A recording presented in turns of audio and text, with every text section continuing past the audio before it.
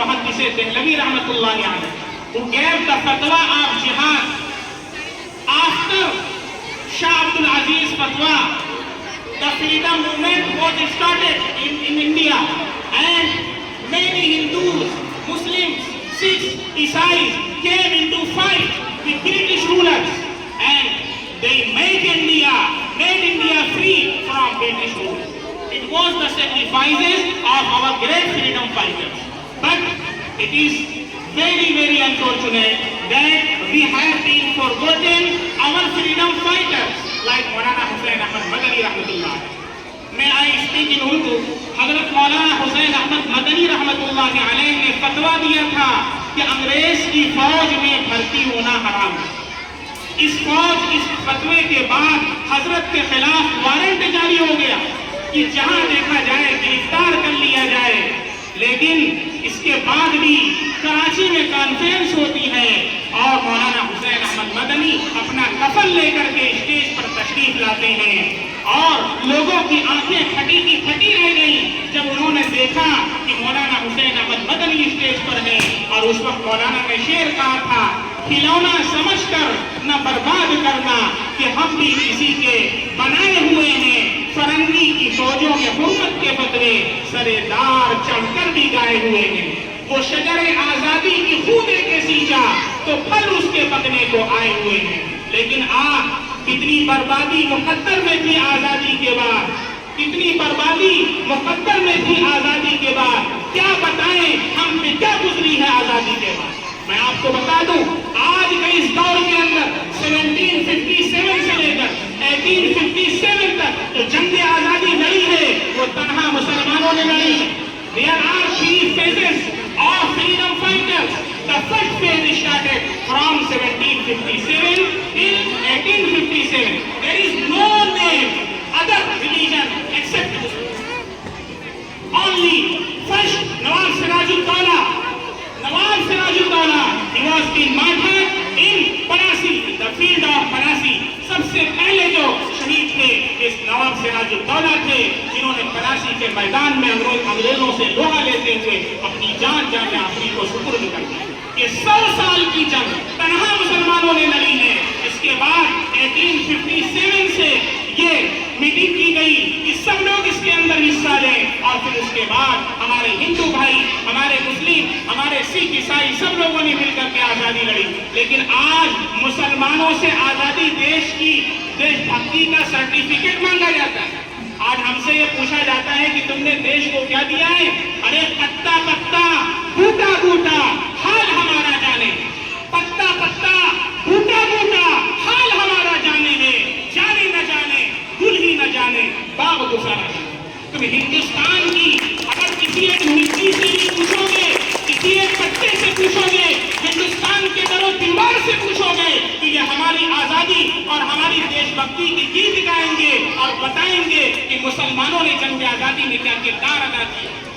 آپ اچھی طرح سمجھ لیں, تامسن ایک انگریز مورخ ہے, وہ لکھتا ہے کہ مسلمانوں نے جنگ آزادی کے اندر اتنا بڑا یوگدان دیا ہے کہ میں دہلی کے اندر اپنے خیمے میں مقیم تھا, مجھے مردار کی بدبو محسوس ہوئی.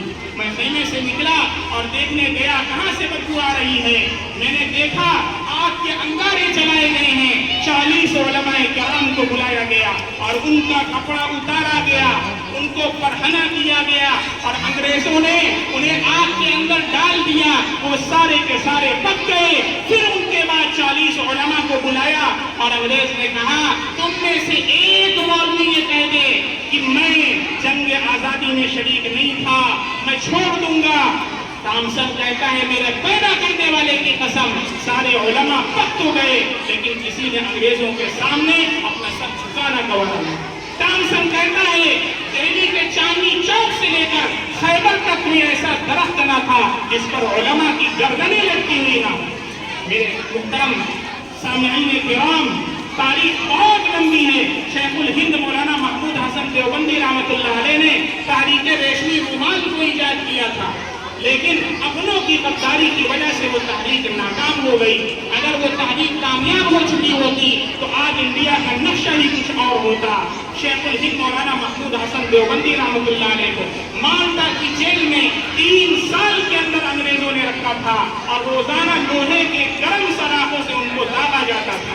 جب حضرت کو آزاد کیا گیا تو یہ جو مہاتما گاندھی ہیں یہ پہلے مہاتما نہیں تھے، ان کو کوئی جاننے والا نہیں تھا، یہ شیخ الہند رحمۃ اللہ علیہ اور ان کے شاگرد مولانا حسین احمد مدنی رحمۃ اللہ علیہ کا استقبال کرنے کے لیے ممبئی ایئرپورٹ پر گئے تھے۔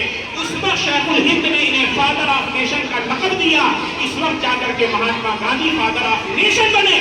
مہاتما گاندھی کو فادر آف نیشن بنانے والا کوئی اور نہیں، مدرسے کا فارغ شیخ الہند مولانا محمود حسن دیوبندی رحمۃ اللہ۔ آج یہ تاریخ بتانے والا کوئی نہیں، آج کوئی بتانے والا نہیں ہے۔ آج اسکولوں کے اندر، کالجز کے اندر جگہ جگہ پر پروگرامز ہوتے ہیں، آپ کسی مسلم فریڈم فائٹر کا نام نہیں سنیں گے، جبکہ اصل ہم لوگوں نے دیش کے لیے جو قربانیاں پیش کی ہیں وہ اوروں نے نہیں دی ہیں۔ اس لیے آپ حضرات سے درخواست ہے کہ آپ خود بھی اپنی قربانی کو پڑھیں اور لوگوں کو بھی بتائیں کہ یہ دیش کا ترنگا ہے، یہ دیش کا ترنگا، یہ جو آج ہمارے پردھان منتری صاحب لال قلعہ پر لہرا رہے ہیں اور ہر جگہ اسے لہرایا جا رہا ہے۔ Do you know who has designed this national flag? The name of the designer is Suraiya Tayyib. Do you know the Muslim lady from Hyderabad? They are believing Muslim women. They don't know our national flag has been designed by a Muslim lady, namely Suraiya Tayyib ji, belong to Hyderabad, who has been designed our Indian flag. There is no one to tell the nation. This is the truth. We are here to give our national flag to our country. ہم نے اپنے دیش کو اپنا ترنگا دیا ہے، جسے آج شان و بان کے ساتھ ہر جگہ لہرایا جا رہا ہے۔ یہ حقیقت بتانے والا کوئی نہیں۔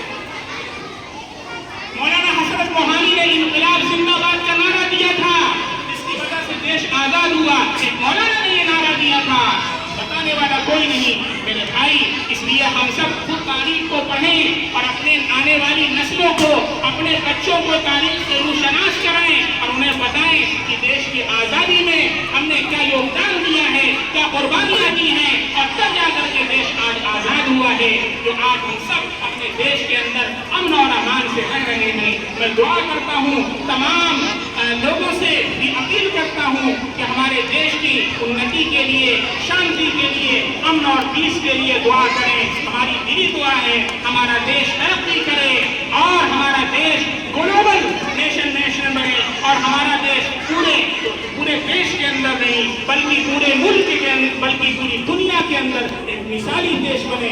اور جتنے بھی گیسٹ آئے ہوئے ہیں، ہم تمام گیسٹ کا تہہ دل سے استقبال کرتے ہیں اور انہیں اہلاً و سہلاً کہتے ہیں۔ آپ حضرات کی جو مشقتیں اور پریشانیاں ہوئی ہیں، اس کے لیے ہم آپ سے معافی کے خواستگار ہیں کہ آپ حضرات نے شدید دھوپ کے اندر بیٹھ کر کے بچوں کا پروگرام سنا ہے اور بچوں کی حوصلہ افزائی کی ہے۔ اللہ تعالیٰ حضرات کو بہترین جزائے خیر عطا فرمائے۔ جیسا کہ حضرت مولانا نے اناؤنس کیا ہے کہ اسکول جو یہاں پر چل رہا ہے یہ کرائے میں چل رہا ہے، الحمدللہ جلد از جلد اس کے لیے انتظام کرنے کی کوشش کی جا رہی ہے اور اس کے لیے 58 لیکس کا بھی انتظام ہو گیا ہے، اور کوشش یہ کی جا رہی ہے کہ جلد از جلد اسے لے لیا جائے تاکہ ہم لوگ اس میں اچھے طریقے سے اپنے بچوں کو اور تعلیم دے سکیں۔ یہاں کے جو آنر ہیں ہماری حاضرہ انٹی یونس صاحب اور ڈاکٹر محمد علی صاحب، ہم ان کا بھی شکریہ ادا کرتے ہیں کہ انہوں نے ہمیں اسپیس دیا اور اپنے بچوں کو ایجوکیٹ کرنے کے لیے ہمیں موقع دیا۔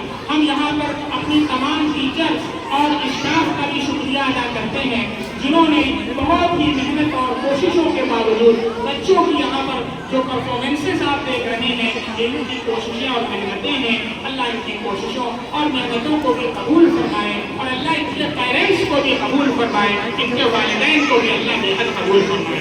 میں جناب ڈاکٹر یوسف صاحب سے درخواست کرتا ہوں، ڈاکٹر یوسف صاحب برائے مہربانی ڈاکٹر صاحب 2 منٹ کے لیے تشریف لے آئیں اور اپنی موٹیویشنل اسپیچ سے بچوں کی حوصلہ افزائی کریں۔